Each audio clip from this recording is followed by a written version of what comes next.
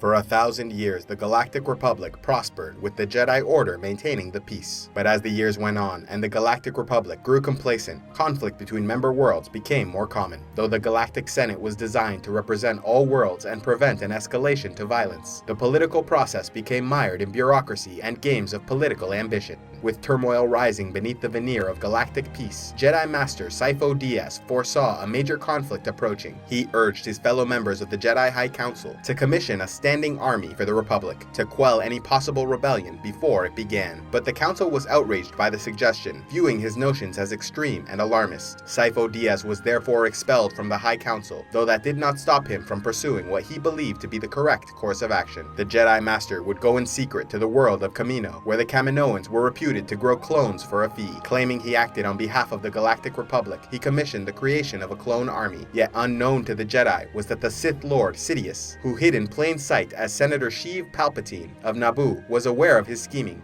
and contacted Lama Su, the Prime Minister of Kamino, arranging that every clone soldier bred for the Republic would be implanted with an inhibitor chip that would allow Darth Sidious to gain control of every soldier at the moment of his choosing. Knowing Sifo Dyas had acted in secret, Darth Sidious ordered his death. The task was given to the fallen Jedi Count Dooku, who arranged for the Pike Syndicate to shoot down his ship above the moon of Obadiah. With a clone army growing in the shadows, Darth Sidious was ready to unleash his plans for ultimate revenge against the Jedi Order. For years, Palpatine worked his way into the political system and became a senator for his home world of Naboo. After betraying his master, Dark Plagueis, killing him in his sleep, Sidious earned the rank of master, and in keeping with the rule of two, sought out an apprentice to aid him in his plans. From the world of Dathomir, a male child was chosen. Darth Maul, as he would come to be known, was strong in the Force and trained as a fearsome warrior, choosing to wield a dual-bladed red lightsaber. After years of preparation and with all the pieces in place, Sidious at last initiated his master plan, the vicious retribution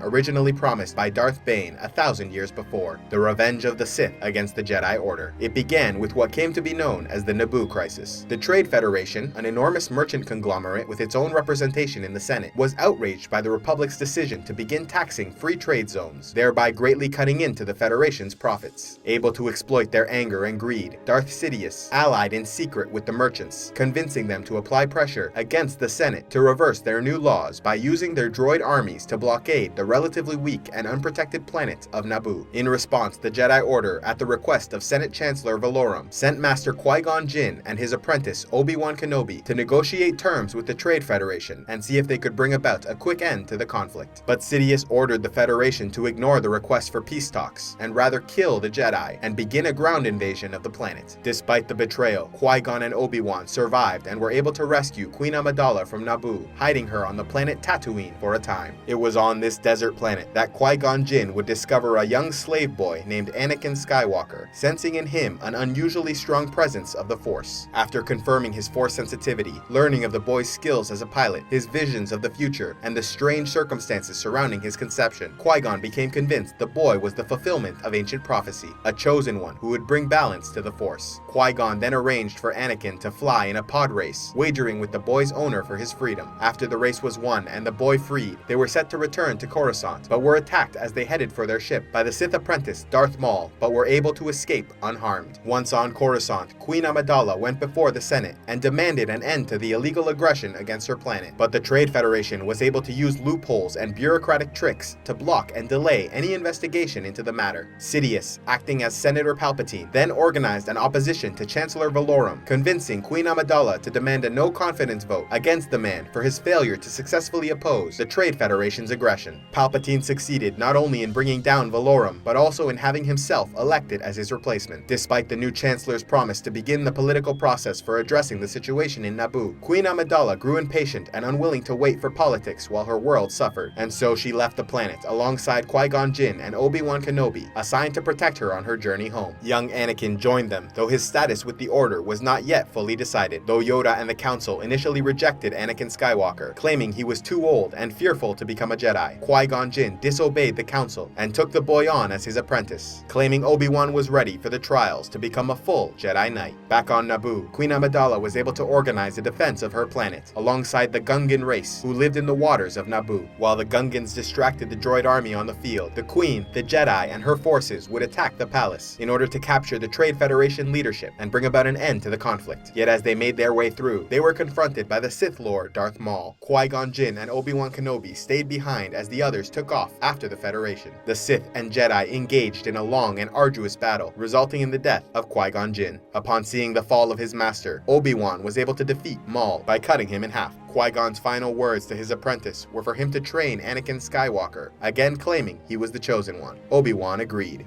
Though the Trade Federation was defeated and Naboo liberated, Darth Sidious had succeeded in his plans, having used the Federation to get himself elected as Chancellor, making him the most powerful political figure in the galaxy. A special thanks to all those who have contributed to CivilizationEx. You make these videos possible, and I am eternally grateful for your support. If you would like to help CivilizationEx and want a say in the future content of this channel, click on the Patreon link in the description box below, and pledge any amount you'd like on a monthly basis. Or if you would prefer to make a single donation, you can use the PayPal link, also in the description below. And please be sure to like and subscribe, and click on the links to see more.